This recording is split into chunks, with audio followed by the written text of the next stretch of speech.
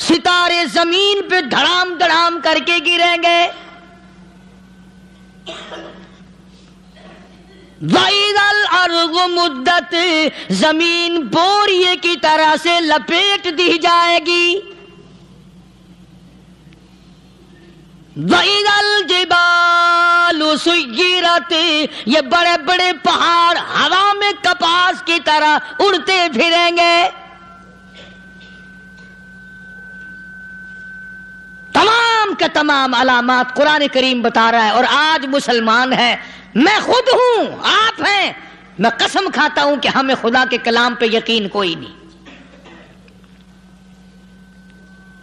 اگر یقین ہو پھر یہ غفلت. صحابی مدنی کریم صلی اللہ تعالی علیہ وسلم کا ساری رات کروٹیں بدلتا ہے. صبح ہوئی بیٹی نے پوچھ لیا، ابا جان میں ساری رات دیکھتی رہی، آپ کو نیند نہیں آئی، کیا کوئی تکلیف ہے؟ دیکھنے والی بیٹی کے بھی قربان جاؤں، بے چین ہونے والے ابا کے بھی قربان جاؤں. آخر بیٹی بھی جاگ رہی ہوگی تبھی تو دیکھا ہوگا. کہنے لگے ابا میں نے ساری رات کروٹیں بدلتے دیکھا، کیا بات ہے، آج نیند کیوں نہیں آئی؟ فرمایا لختے جگر او نور نظر، او میری بیٹی کل قرآن کریم کی ایک آیت سن کے آیا ہوں، ثم لم یتوبوا فلہم عذاب جہنم ولہم عذاب الحریق.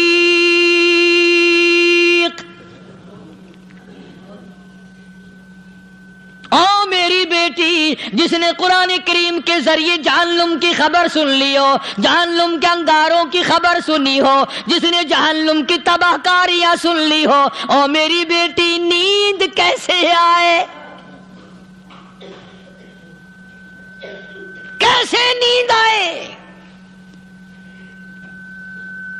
امام شافعی رحمت اللہ علیہ اتنے بڑے جلیل القدر ولی کامل ہے، وقت کے امام ہے، پرہیزگار متقی ہے، اپنی بیٹی کو فرمانے لگے لختے جگر تیری آنکھیں بگڑتی چلی جا رہی ہیں، میں دیکھتا ہوں تو ساری رات نیند نہیں کرتی، ساری رات سوتی نہیں، مصلی پہ کھڑی ہو کر قرآن پڑھتی رہتی ہے، تو کچھ نیند کر لیا کر، آنکھوں سے محتاج ہو جائے گی. عرض کرنے لگے ابا جان نیند آتی ہے، بستر پہ لیٹ جاتی ہوں، آنکھ لگنے کو ہوتی ہے، فوراً میرے دل میں خیال آتا ہے شافی کی بیٹی تو نے تو بستر سنبھال لیا، صبح تیری نامعلوم زمین کے اوپر ہوگی یا لاکھوں من مٹی کے نیچے ہوگی.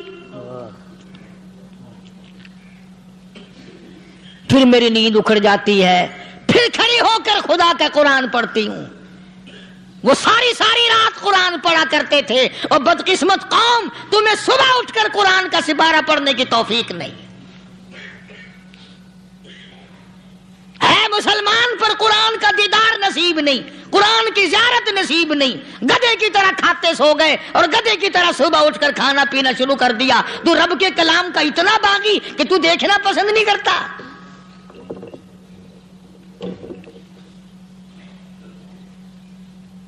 اور دنیا کی چیز اگر گھر میں نہ ہو، ٹھنڈے ٹھنڈے سانس مارتے ہیں عورتیں بھی، ہاں جی اپنی زمین کوئی نہیں نا، اپنی ہاں جی مکان اچھا اپنے پاس کوئی نہیں، فلاں چیز اپنے پاس کوئی نہیں. کبھی کسی نے ٹھنڈا سانس مارا کہ ہم 10 آدمی ہیں گھر کے، ایک آدمی بھی قرآن پڑھنے والا نہیں، ہم سارے کے سارے پتہ نہیں کیسے اکٹھے ہو رہے ہیں.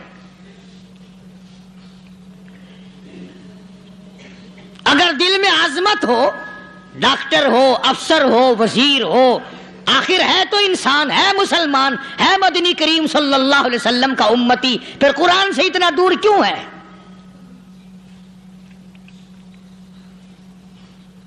تو اللہ پاک جل شانہ نے فرمایا میرے بندے ہر حال میں ڈر، ہاں تیری ساری چلاکیوں کو میں جانتا ہوں، تیری ساری ہوشیاریوں کو میں اچھی طرح جانتا ہوں. فرمایا وہ دن دور نہیں، آیا وقت قیامت کا، آیا، کوئی کسی کے کام نہیں آئے گا.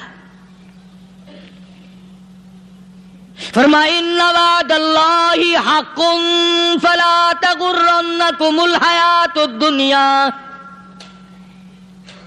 دنیا نے پھنسا لیا، چہل پہل میں پھنس گئے، اس کے رنگ روغن میں لگ گئے، اس کی زیب و زینت میں لگ گئے، رات اسی کی سوچ ہے، دن میں اسی کا فکر ہے، اور مرنے کا کسی کو بھی فکر نہیں۔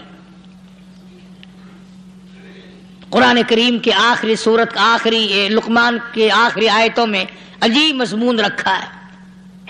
فرمایا ان اللہ عندہ علم الساعۃ وینزل الغیث، قیامت کا ٹھیک وقت اللہ کے سوا کوئی نہیں جانتا۔ کسے معلوم ہے ابھی اگلے منٹ میں کیا ہو جائے گا، سیکنڈ میں کیا ہو جائے گا۔ اچھا ایک بات میرے ذہن میں آئی، یہ بڑے بڑے لوگ آپ کو ملیں گے دیہاتوں میں بھی، بازاروں میں بھی، شہروں میں بھی، فلانا بزرگ غیب کی باتیں بتایا کرتا تھا، فلانا ولی یوں بتایا کرتا تھا۔ کبھی یہ بھی تو پوچھنا کہ اس ولی نے کبھی یہ بھی بتایا کہ میں مروں گا کب، کس دن مروں گا؟ جب اپنی موت کا پتہ نہیں تو اور کسی چیز کا کیا پتہ ہے؟ صرف اٹکل پچو تیر لگانے والی بات ہے۔ ابھی چند مہینے ہوئے یہاں میرے پاس چند نوجوان آئے ملتان شہر سے اور کہنے لگے کہ 25,000 کی چوری ہو گئی ہے، بتا کدھر کون لے گیا، کدھر لے گیا۔ میرے پاس آئے یہاں، میں نے کہا بتا دوں گا پر آدھے لوں گا۔ کہنے لگا نہیں دیکھا نا جی اتنا تو نہ کرو۔ اب میں نے کہا وہ سارے ہی چلے گئے یار، یقین کرو میں یہاں چارپائی میں بیٹھا ہوں دروازے کے باہر، عصر کے بعد پوری پارٹی آئی اسی شہر کی کہ 25,000 روپیہ گم ہو گیا ہے، بتا کدھر گیا ہے۔ سب لوگ کہتے ہیں قاری حنیف بتاتا ہے، سنو قاری حنیف بتاتا ہے، ٹیلا کرا دوں گا میں۔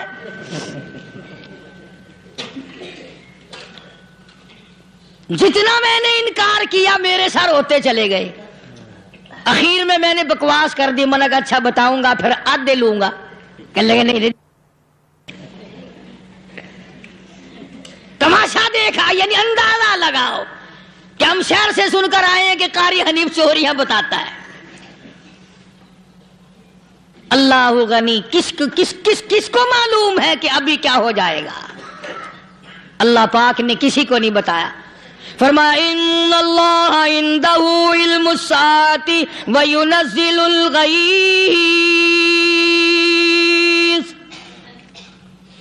قیامت کا ٹھیک وقت کسی کو معلوم نہیں، بارش کا کوئی پتہ نہیں کب ہوگی، کتنی ہوگی۔ تم ابھی کہہ رہے ہوگے کہ جی محکمہ موسمیات والوں کو پتہ چلتا ہے۔ ان 3 مہینے میں یہ محکمہ موسمیات والے کئی دفعہ کہہ چکے ہیں کہ بندہ باندی ہوگی، مگر کچھ بھی نہیں ہوا۔ بلکہ جتنے یہ زیادہ بتلاوے نا اتنا ہی موسم خراب ہوتا چلا جاوے۔ پچھلے سال انہوں نے روئی کی گانٹھوں کی گنتی بتائی کہ اتنی کپاس پیدا ہوگی ملک میں، اتنی روئی کی گانٹھ بنے گی، اتنی باہر بھیجیں گے اور اتنی اپنے گھر رکھیں گے۔ ذرا پوچھو تو صحیح ذمہ داروں سے سر کھجاتے پھرے کہ کھاد کے پیسے بھی واپس نہیں ہوئے۔ بھلے کسی کو کیا پتا کہ ابھی کیا تھا اور ابھی کیا ہو جائے گا، کل کیا ہوگا، پرسوں کیا، ایک اللہ کی ذات جانتی ہے۔ فرمایا وَيُنَزِّلُ الْغَيْثَ، کوئی نہیں جانتا بارش کب ہوگی، کتنی ہوگی، کہاں تک ہوگی، کس قدر ہوگی، کس طرف میں ہوگی، کہاں نہیں ہوگی۔ وَيَعْلَمُ مَا فِي الْأَرْحَامِ، کوئی نہیں جانتا عورت کے پیٹ میں کیا ہے، لڑکا ہے کہ لڑکی۔ باپ کو پتہ نہیں، ماں کو پتہ نہیں، دادی کو پتہ نہیں، نانی کو پتہ نہیں۔ یوں کہ کسی کو پتہ ہو یا نہ ہو، حضرت صاحب کو پتہ لگ جاتا ہے۔ حضرت صاحب کو کیوں؟ حضرت صاحب ٹھڈ دے اندر وڑدا ہوندا ہے۔ تماشا دیکھ، کوئی کسی کو پتہ نہیں چلتا، اور خدا نے اپنی خدائی کسی کو تقسیم کر کے دینی نہیں۔ لم یلد ولم یولد، نہ میرے ماں باپ، نہ میں کسی کا باپ، نہ میری اولاد، نہ میں کسی کی اولاد۔ اللہ الصمد، بے نیاز، بے مثل، بے مثال ہوں، ہمیشہ سے ہوں اور ہمیشہ رہوں گا۔ سام میرے محتاج ہو، میرے دروازے کے گداگر ہو، میرے دروازے کے فقیر ہو، میرے دروازے کے دستے نگر ہو، آؤ مانگو کھاؤ، موت آئے مر جاؤ۔ اگر اکڑو گے فرمایا پھر میں نے بڑی بڑی سزائیں دی ہیں لوگوں کو۔ ہاں ہاں، میں تو توبہ بھی منہ سے نہیں نکلنے دیتا، کلمہ تو کلمہ ہائے نہیں کرنے دیتا میں۔ جب میں موت کا پیغام دوں یکدم دل کی حرکت بند ہو جاتی ہے، ہائے بھی نہیں، اوئی بھی نہیں، اوف بھی نہیں، کچھ بھی نہیں۔ فرمایا وَيَعْلَمُ مَا فِي الْأَرْحَامِ، کسی کو پتہ نہیں عورت کے پیٹ میں کیا چیز ہے۔ دیکھو نا، جس نے 9 مہینے بچہ پیٹ میں رکھا، جب بچہ پیدا ہوتا ہے نا خود ماں بھی کان لگاتی ہے، بتائیں گی لڑکا ہے کہ لڑکی ہے، بےتابی سے انتظار کرتی ہے، بڑی بے قراری سے انتظار کرتی ہے عورت کہ یہ دائی بول لے، کوئی اور پاس والی بول لے، کوئی اور چھوٹی بڑی گھر کی عورت بول کے بتائے کہ لڑکا ہے کہ لڑکی ہے۔ اور جس نے 9 مہینے پیٹ میں رکھا جب اس کو پتا نہیں تو پرلی طرف بیٹھے ہوئے حضرت صاحب کو پتا کیسے چل گیا؟ وَيَعْلَمُ مَا فِي الْأَرْحَامِ، زیادہ سے زیادہ تمہیں یہ کہیں گے جی فلاں بزرگ نے دعا کی تھی اللہ میاں لڑکا دے گا، لڑکا ہو گیا، ٹھیک ہے دعا تو بھی مانگ، بزرگ بھی مانگے، پیر بھی مانگے، فقیر بھی مانگے، عالم بھی مانگے، ماں بھی مانگے، باپ بھی مانگے، خاندان سارے مانگو، بات یہ ہے مانگو تو سارے، پر یوں کہو دینے والا وہ ایک ہے بس، یہ ہے اصل بات، اور مانگنے کی تو کوئی کسی کی وہ نہیں۔ امام الانبیاء محبوب کبریا حضرت محمد مصطفیٰ صلی اللہ تعالی علیہ وسلم سیدہ عائشہ صدیقہ رضی اللہ تعالی عنہا فرماتی ہیں میں سوئی ہوئی تھی، اچانک میری آنکھ کھلی، میں نے کالی کملی والے کو سجدے میں دیکھا، رو رہے ہیں، دعائیں مانگ رہے ہیں، رو رہے ہیں۔ حضرت عائشہ فرماتی ہیں اللہ اکبر، فرماتی ہیں اتنے روئے سرکار مدینہ صلی اللہ علیہ وسلم، سانس رک گیا، سانس گھٹ گیا آپ کا۔ حضرت عائشہ فرماتی ہیں میں اپنا جگر پکڑ کے بیٹھ گئی، کہیں آج بیوہ تو نہیں ہو جاؤں گی۔ نبی نے اتنا مانگا، اتنا مانگا، اتنا مانگا، اس کائنات میں مانگنے والا کوئی آیا ہی نہیں۔ ہر آن مانگا، ہر لمحہ مانگا، ہر گھڑی مانگا، اور اتنا مانگا۔ میری بات لکھ کے لے جاؤ انشاءاللہ، کچی پکی بات نہیں۔ سیدہ عائشہ صدیقہ رضی اللہ تعالی عنہا گواہ ہے، سیدہ فاطمہ الزہرا رضی اللہ تعالی عنہا گواہ ہے، نبی کی گھر والی گواہ، نبی کی لخت جگر نوری نظر فاطمہ الزہرا گواہ، فرماتی ہیں حضور کریم صلی اللہ علیہ وسلم کا جب آخری وقت آیا آواز بالکل ختم ہو گئی، آواز بالکل پست ہو گئی، پھر بھی لب حرکت کرتے تھے، لب حرکت کرتے تھے، دونوں کی دونوں فرماتی ہیں ہم نے کان لگایا، آواز تھی ربی حبلی امتی، ربی حبلی امتی، اور میرے مولا میری امت کو معاف کر دے۔ اور خدا کی قسم کالی کملی والے نے آخری سانس تک مانگا ہی مانگا۔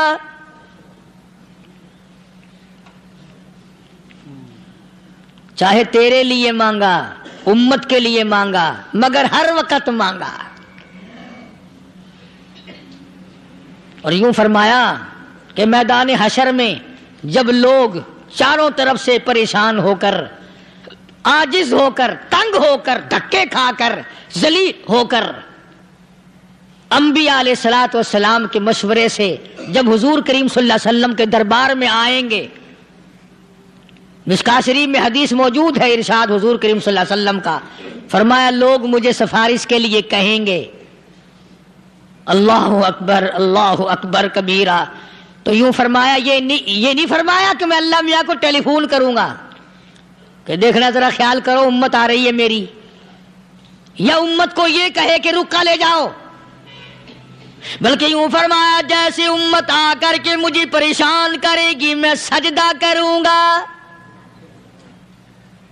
میں سجدہ کروں گا، اس وقت بھی سر میرا در تیرا، جھولی میری عطا تیری۔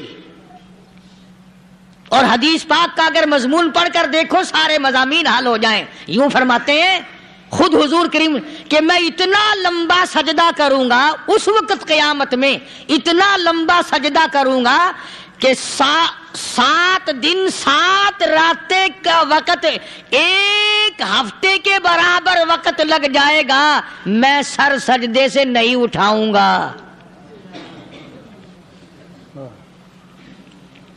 اتنا لمبا سجدہ کروں گا کہ 1 ہفتے کی مقدار وقت لگ جائے گا۔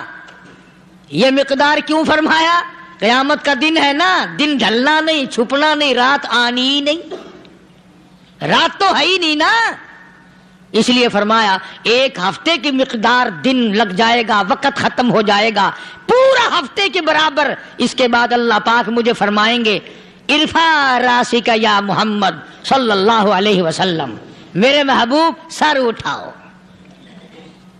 سل مانگو توتا دوں گا، مانگو دیا جائے گا، سوف یعطیک ربک فترضی، تیرا رب تجھے راضی کر دے گا۔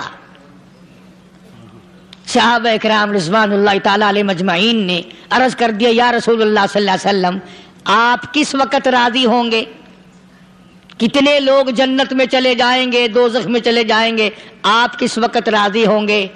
خدا کی قسم اس محسن کائنات کا کیا کہنا کالی کملی والے نے جو ہم پر مہربانی فرمائی، یوں فرمایا جب تک ایک ایک امتی کلمہ پڑھنے والے کا ہاتھ پکڑ کر جنت میں نہ لے جاؤں میں محمد الرسول اللہ کو چین نہیں آئے گی، ایک ایک کو لے جاؤں گا اور چین نہیں آئے گا مجھے اس وقت بھی۔ تو عرض یہ کر رہا تھا کہ قرآن کریم نے اور تمام چیزوں میں عقیدے کا سدھار کہ عقیدہ بناؤ، یہ جو عقیدہ ہے نا اس کی حیثیت ایسی ہے جیسے پہلی اینٹ عمارت کی، اگر اینٹ ٹیڑھی ہو گئی تو ساری عمارت ٹیڑھی ہو جائے گی، اگر عقیدہ صحیح نہیں تو سارے اعمال ٹیڑھے ہو جائیں گے، اور اگر عقیدہ صحیح ہے تو اعمال بھی اور تمام افعال بھی اخلاق بھی تمام کی بنیاد جو ہے وہ صحیح رہے گی اور اچھی توفیق ہوگی۔ یہ عربی کلمہ ہے، آپ اور میں اگر کلمے کا معنی سمجھ لیں پھر بھی بات بنتی ہے، یہی تو معنی لا الہ الا اللہ، کوئی نہیں بگڑی بنانے والا، کوئی نہیں حاجت روا، کوئی نہیں مشکل کشا، کوئی نہیں تیرا ہاتھ پکڑنے والا، کوئی نہیں مجھے اور آپ کو اولاد دینے والا، کوئی نہیں بیوی بچے دینے والا، کوئی نہیں یہ ہر روز روٹی کھلانے پانی پلانے والا اس کے سوا کوئی نہیں الا اللہ، ایک اللہ کی ذات ہے۔ اور فرمایا کہ یہ بتایا کس نے کہ یہ سب کچھ کرنے والا کون ہے؟ محمد الرسول اللہ صلی اللہ علیہ وسلم، کہ ہمارے آقا اور مولا حضرت محمد الرسول اللہ صلی اللہ علیہ وسلم نے بتایا۔ تو قرآن کریم کی آیتوں نے وضاحت کر دی وما تدری نفس ماذا تکسب غدا، کسی کو پتہ نہیں کل کیا ہو جائے گا، صبح کو کیا ہو جائے گا، شام کو کیا ہو جائے گا۔ وما تدری نفس بأي أرض تموت، کوئی نہیں جانتا موت کس جگہ پہ آئے گی۔ کسے معلوم ہے کہ میری قبر کہاں بنے گی؟ کوئی نہیں جانتا میرے اس بدن کو جانور کھا جائیں گے، کسی کو علم نہیں ہے کہ قبر کا گڑھا ملے گا کہ نہ ملے گا، کفن ملے گا کہ نہ ملے گا، نماز جنازہ نصیب ہوگی کہ نہ ہوگی، غسل نصیب ہوگا کہ نہ ہوگا، کوئی نہیں جانتا۔ کلمہ پڑھتے موت آئے گی یا کنجری کے گانے سنتے گاتے موت آئے گی؟ کس کو علم ہے کہ آخری کلام جو دنیا میں ہوگا وہ درود پاک ہوگا یا قرآن کریم ہوگا یا دعا ہوگی یا استغفار ہوگا، اور یا گالی منہ سے نکلے گی، دم نکل جائے گا؟ کسے معلوم ہے؟ اس لیے فرمایا وما تدری نفس بأي أرض تموت، کوئی نہیں جانتا موت صبح آئے گی یا شام آئے گی، بیوی بچوں کے سامنے آئے گی یا اسپتال میں کوئی پاس ہوگا بھی یا کہ نہیں جس وقت موت آئے گی کسے معلوم؟ سجدے میں آئے گی یا کنجری کی گود میں آئے گی کیا پتا؟ فلم میں آئے گی یا مسجد میں آئے گی؟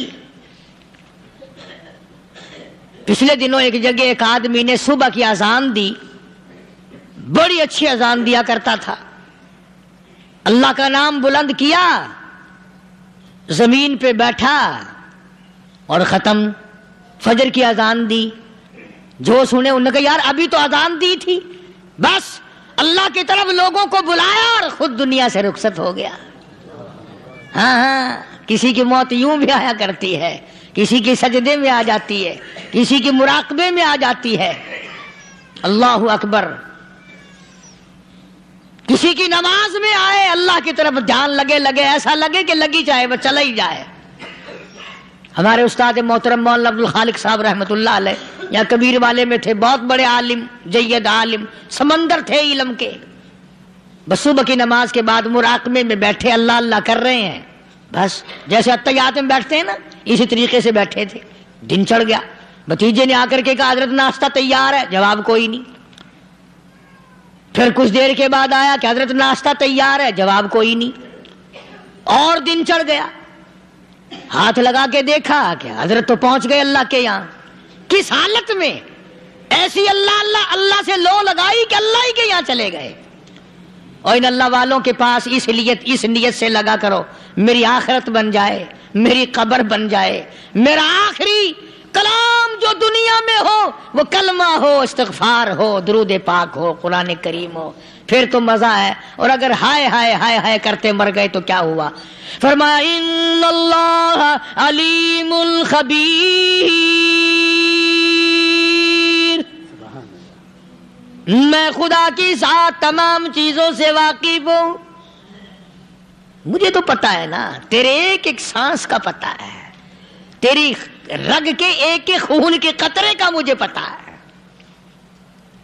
اس لیے کہا کرتا ہوں کہ عادت ڈال لو درود شریف پڑھتے ہوئے چلنے پھرنے کی، کلمہ کلام پڑھتے ہوئے چلنے پھرنے کی، استغفار کرتے ہوئے چلنے پھرنے کی۔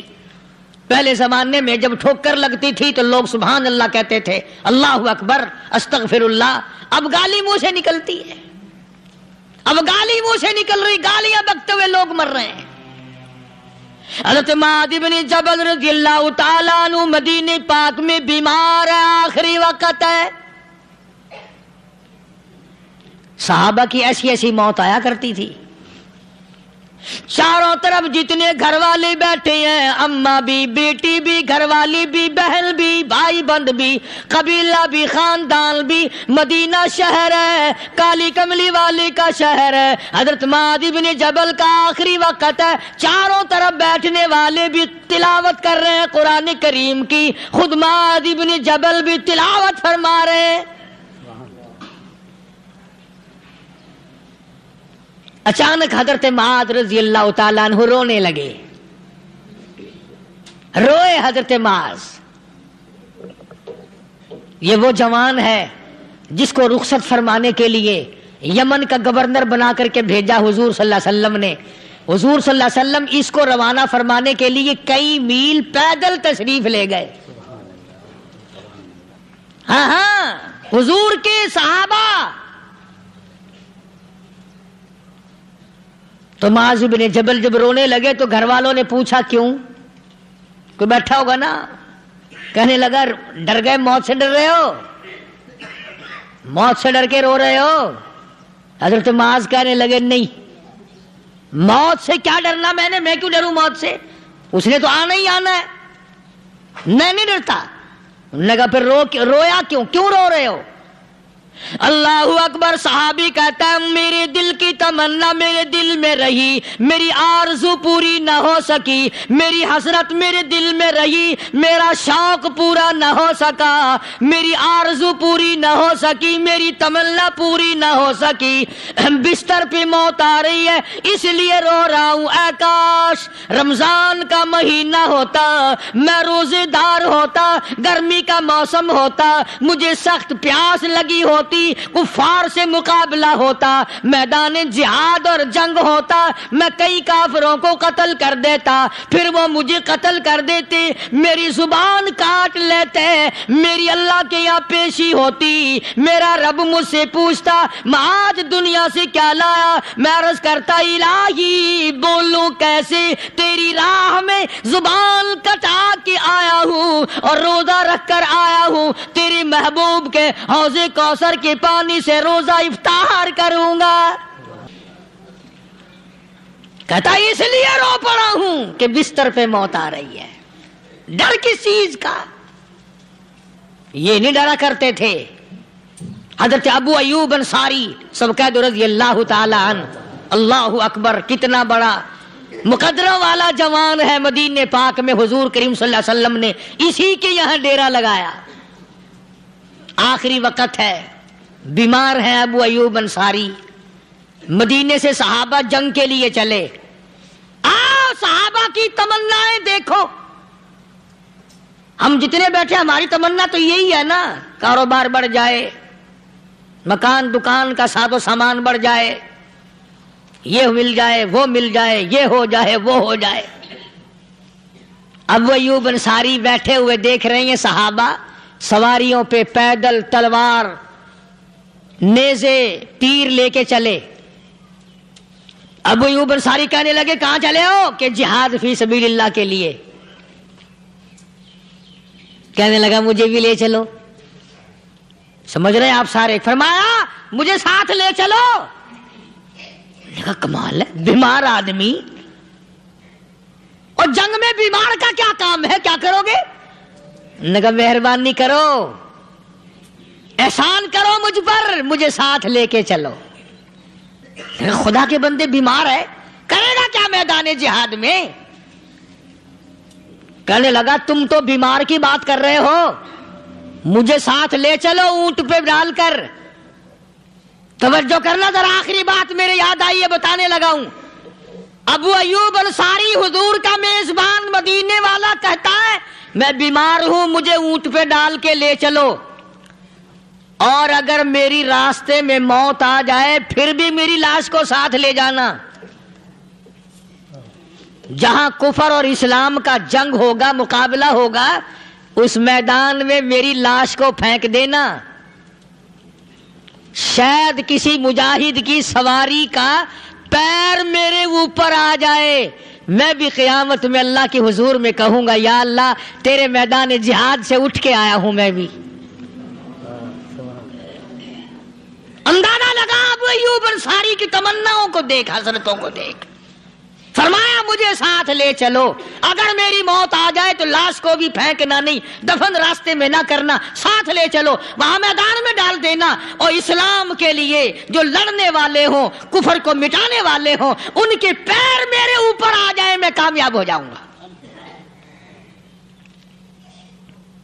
ایک تم ہو جو مسجد میں جھاڑو دینے سے بھی آر کرتے ہو, صف بچھانے میں بھی تمہیں شرم آتی ہے, صف اکٹھا کرنے میں بھی تمہیں شرم آتی ہے, ادھر ادھر کوئی چیز کرنے میں تمہیں کیا معلوم ہے جس وقت قیامت کے دن ان شاہی درباروں کے خادموں کو انعام ملے گا نا, پھر ٹکرے مارو گے, او ہو لو بھائی کمال ہو گیا, ہم تو یوں ہی رہ گئے. آج توفیق نہیں رہی, اللہ سے مانگ, سوتے بھی مانگ, جاگتے بھی مانگ, ہر وقت مانگ, وہی تیری میری جھولی بھرے گا, اسی کی عطا اور بندہ نوازی سے ہم سب کا کام چلے گا. فرمایا ان اللہ علیم خبیر, میں تمہاری ضروریات کو بھی جانتا ہوں, ہر چیز کا مجھے پتا ہے. اللہ مجھے اور آپ کو عمل کی توفیق عطا فرمائے. اللہ پاک اپنے فضل و کرم سے ہم سب کو اپنے بندے بنا لے, عقائد اور اعمال کی درستی فرما دے, مرتے وقت ایمان کی دولت عطا فرمائے. وآخر دعوانا الحمدللہ رب العالمین.